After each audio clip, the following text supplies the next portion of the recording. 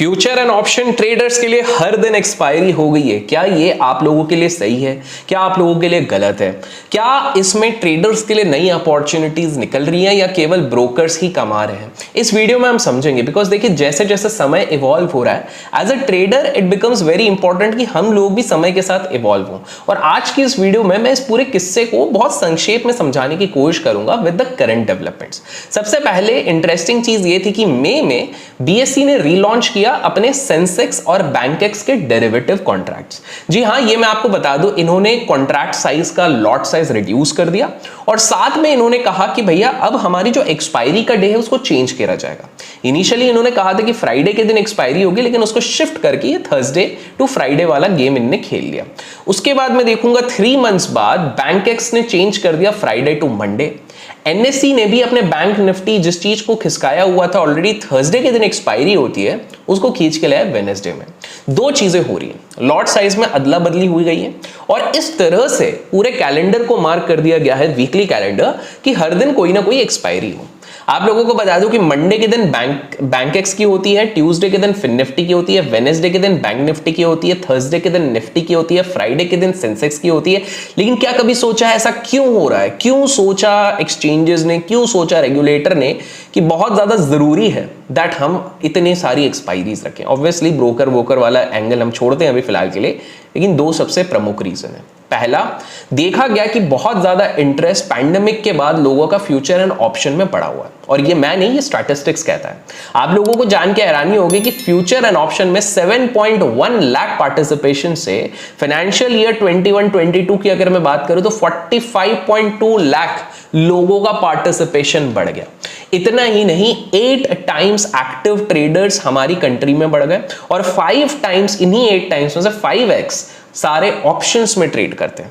तो कहीं ना कहीं एक चीज समझ में आने लग गई हमारे रेगुलेटर्स को एज वेल एज एक्सचेंजेस को कि ऑप्शंस में तो बहुत सारे लोगों का तगड़ा इंटरेस्ट बन रहा है, पूरा माहौल बन रहा है। अगर आप लोगों को मैं सेगमेंट वाइज डिस्ट्रीब्यूशन बताऊं तो आप लोगों को जान के बड़ा इंटरेस्टिंग लगेगा कि 61% लोग as of now index options में ट्रेड करते हैं, 39% लोग स्टॉक ऑप्शंस में ट्रेड करते हैं, 5% लोग की अगर बात करूं तो केवल 5% लोग इंडेक्स फ्यूचर्स और 5% लोग स्टॉक फ्यूचर्स में डील कर रहे हैं।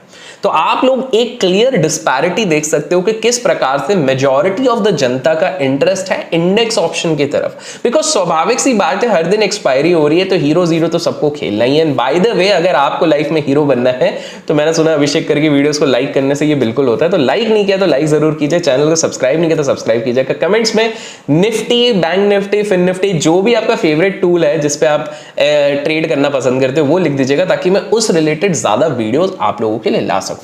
आप लोगों को यह भी बता दूं कि बीएसई ने क्या देखा कि भाई निफ्टी में सबसे ज्यादा हाईएस्ट टर्नओवर हो रहा था, तो कहीं ना कहीं हम अपने सेगमेंट्स को भी लेके आए।